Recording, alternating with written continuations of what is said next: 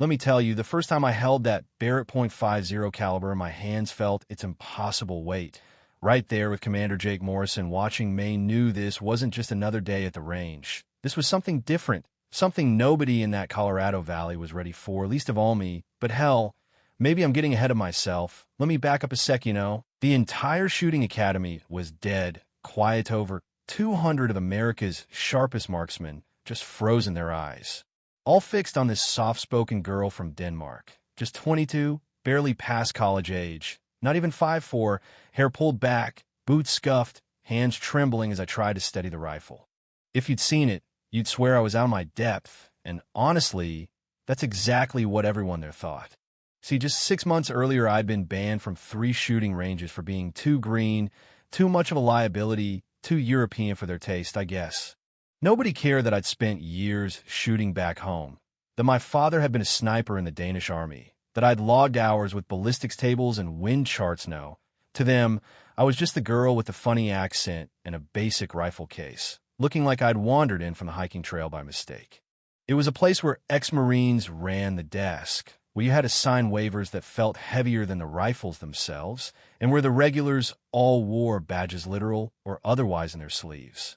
So, that morning I walked into the Colorado Precision Shooting Academy with nothing but my old Remington, a canvas bag slung over my shoulder, coffee thermos in hand, and my heart pounding out of my chest. The air was mountain cold, the valley floor stretched out under the sunrise, and you could tell just by the way people moved that they were here for serious business soldiers, SWAT, competitive shooters, the kind who measured their worth by the size of their groupings. Nobody looked twice at me, except for Tom at the front desk, who gave me that look, the one that says, "You sure you're in the right place, miss?" Yeah, that happened. I kept my answer short, polite. I didn't mention the hundreds of hours logged at the range back home. Didn't say anything about my father's training. I just wanted to shoot, to learn, to be left alone. That's how it always was for me, blending in, using their assumptions as camouflage, taking notes at the briefing while the others ignored the safety talk, fiddling with their high-tech gear, comparing rifles that probably cost more than my tuition. I didn't need to show off. I'd learned that real shooting, the kind my dad taught me, wasn't about besting others. It was about finding that Zen state where everything else fades away and there's just you, your breath, and the target, out there in the wind. But let's be real, nobody at the academy bought that, least of all Sergeant Reynolds, the chief instructor. "This isn't a beginner facility," he announced to the room, eyes landing on me like I'd spilled coffee on his boots. "We expect professional standards." The regulars snickered, sizing me up, betting on how long I'd last before I got sent packing to the local club down the road. I just nodded and kept taking notes, letting their words slide off me. I'd gotten rattled every time someone underestimated me. I'd never have made it past my first week in America. Now, what nobody saw was the obsession behind the scenes. In my tiny apartment, it looked like the war room of a mad scientist. Ballistics charts, wind diagrams, printouts from American forums, military manuals, and shooting logs stretching back 4 years. I trained for this. Every night after class, I'd review my data, analyze bullet drop, wind drift, elevation, you name it. My rifle wasn't flashy, but it was custom-tuned for precision. My dad always said, "It's not about the gun, it's about the shooter's mind." Still, none of that mattered when I showed up at range 3, just another newbie to them. Some guys nearby started with the tourist jokes. "Check out the hiker on lane 3. Probably thinks this is a carnival game." Detective Morrison from Denver SWAT, one of the regulars, laughed it off. "Hey, give her credit for showing up. Most folks are too scared." I ignored it.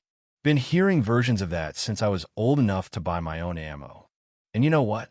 It's almost comforting, the predictability of it, the way people always expect the least from you until you show them otherwise. The first real twist came with Officer Hutchinson, old Army Ranger. Sharp eye, no patience for fakes. He sized me up, asked about my background, reminded me the minimum was 300 yards, groupings under 2 inches. Most people started closer, but I just said, "I'd like to try 300 if that's okay." He raised his eyebrow, probably pegged me for another overconfident rookie, but he set up the targets anyway. What happened next, I'll never forget. The shift in the air. First shot, dead center. Second, same hole. By the 5th, the joke stopped, and by the 10th, guys started drifting over to watch. After 20 rounds, there was a ragged dime-sized hole in the bullseye. Captain Torres, Air Force vet, came by. Her tone was different. "You said your dad taught you the basics?" She glanced at the target, then back at me, and I could see the wheels turning. I shrugged it off, said I'm mostly shot for myself, which was true enough. Thing is, my performance got noticed, but not in the way I'd hoped. Suddenly, the Academy's top brass were on me, Master Sergeant Williams, Colonel Harrison. They started asking more questions about my past, my father, even my visa status. They watched every move, checked my logs, limited my range access. It felt less like recognition and more like suspicion, like my skills were a threat rather than something worth celebrating.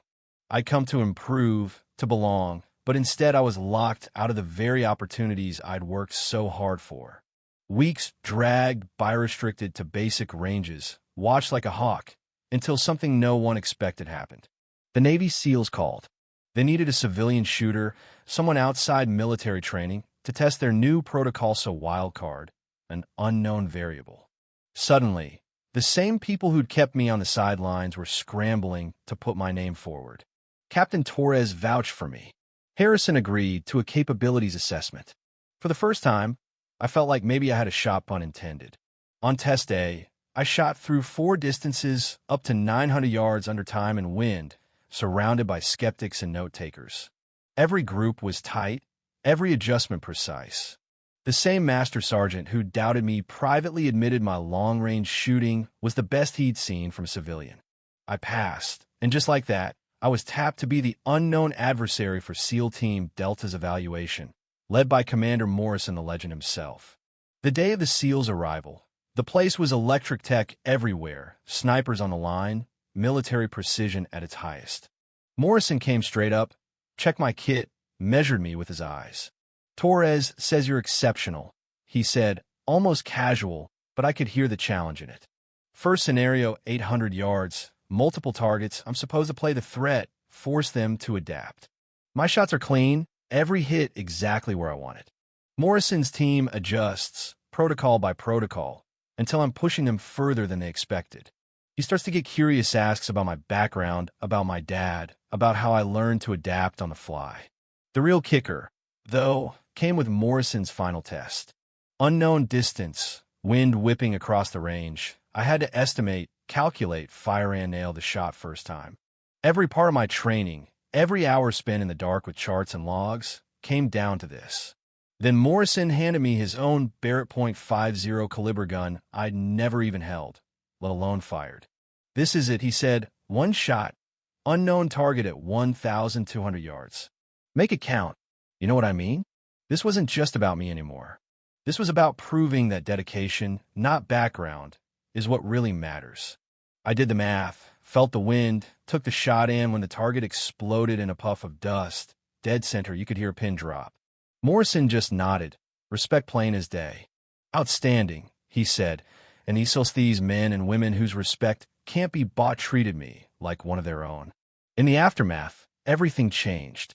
Harrison called a meeting, apologized for every restriction, every assumption. They gave me instructor credentials, invited me to train elite units, to help change the way they think about civilian marksmanship. I became the example of what happens when you judge someone by their skill, not their resume. I saw my dad's philosophy vindicated in front of the highest ranks of the military. But here's the real question, and maybe you'll see it differently.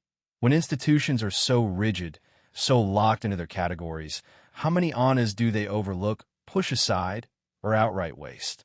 My story isn't just about a girl from Denmark out shooting the best. It's about what's possible when you let go of your assumptions, when you let preparation meet opportunity, when you value the person, not just the paper. So now, I want to hear from you, though. You think the Academy was right to be cautious, or did they let their fear blind them to talent right in front of their eyes? What would you have done in their place, and what does real fairness look like? Drop your thoughts below. This debate is just getting started, and your perspective matters. If you want more stories like this, don't forget to hit subscribe and ring that bell. There's so much more ahead.